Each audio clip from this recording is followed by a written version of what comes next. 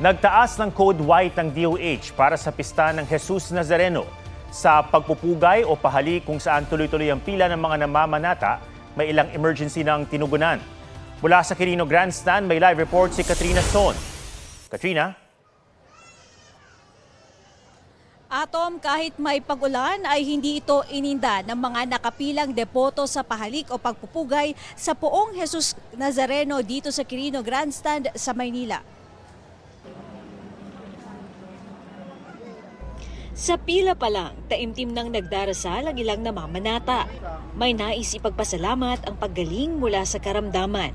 Ang hiling naman ng iba, di lang daw para sa sarili, kundi para sa mga mahal sa buhay. Ang hiling ko lang na yung manugang ko gumaling.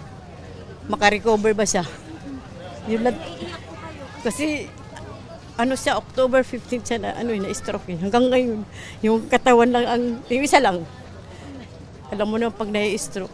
Good health sa lahat ng members of the family. Yung magkaroon ng magandang kabuhayan mga anak, huwag magkakasakit. Yun na lang importante eh. Isa pang pinagpapasalamat ng mga deboto ang maayos at mabilis na usad ng pila ngayon. Todo higpit pa rin ang pagbabantay ng mga volunteer. Bukas nila inaasahan ang dagsa ng mga deboto. Inaasahan din ng pamunuan ng Quiapo Church ang buhos ng mga deboto bukas. Kung kailan gagamitin na ang X-ray at walk-through scanner sa entry point sa Palangka Street, papasok ng simbahan. Kukumpiskahin ang mga ipinagbabawal na gamit lalo yung mga maaaring makasakit. Dahil sa mahigpit na pag-check sa mga gamit, asahan ng babagal ang pagpasok. Kaugnay naman sa pista ng Nazareno, nagdeklara ang DOH ng Code White Alert sa Metro Manila, Central Luzon at Calabarzon.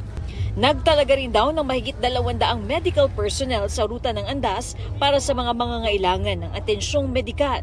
Sa Quirino Grandstand, may ilan nang nirespondihan. Ang isang trauma case dahil napasukan ng insekto sa kanang mata. Meron kaming medical case na 3 lang. Ito yung difficulty of breathing, tapos yung mga nahihilo, tapos meron kami nagpa-BP check-up kung saan nakakapagtala kami ng 6.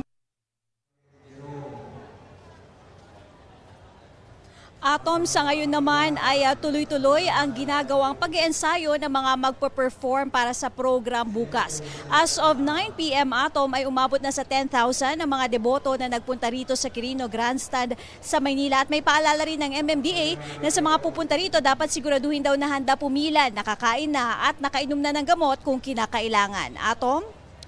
Maraming salamat, Katrina Son. Huwag magpahuli sa mga balitang dapat niyong malaman. Mag-subscribe na sa GMA Integrated News sa YouTube.